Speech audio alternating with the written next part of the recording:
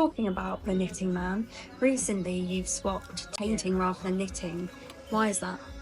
Well, I've always painted, but Claude is the guy that I paint. So I paint Claude sometimes. I paint him as like captain. But originally, Claude came out of illustrations. 1981, I was doing a lot of fashion illustration.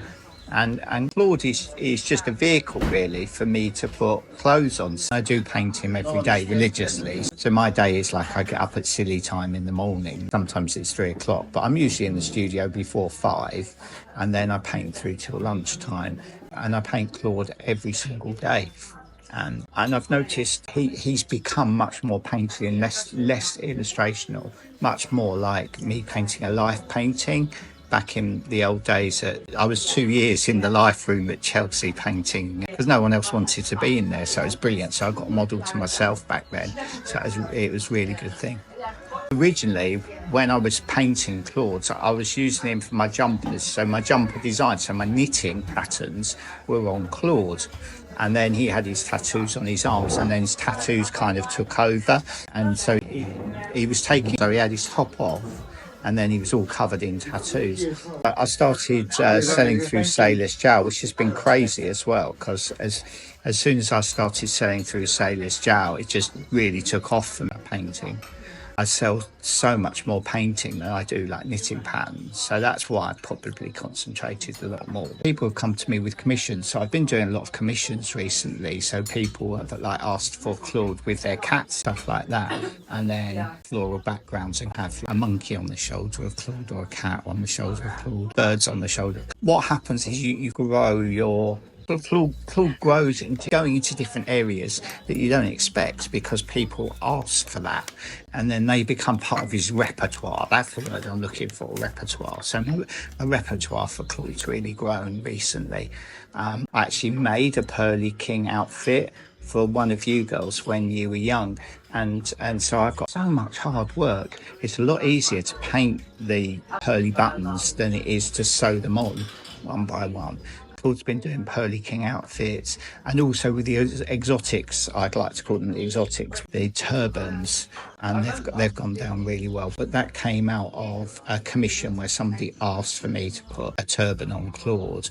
And I was working on like 4 or 5 of those turban pictures, and I said to him, you can pick the best one. So he picked the one that he wanted, and then there were 4 more, and then as soon as they hit the Sailor's Jowl website, some of them were selling within 20 minutes or something. It's crazy.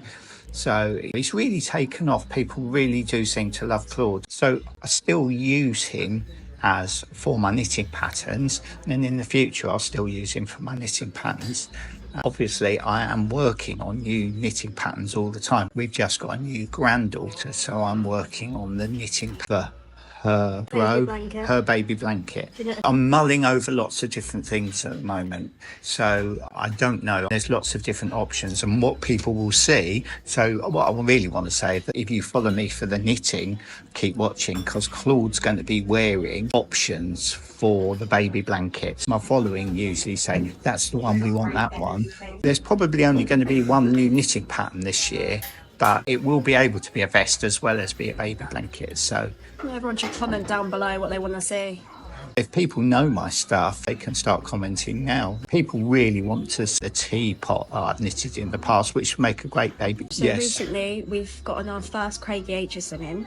I love Craigie to bits. He's such a lovely man. Honestly, I can't explain to people, because in the life room at Chelsea, he just used to come in with his dogs. He's loads and loads of dogs, and the dogs were always really calm and placid.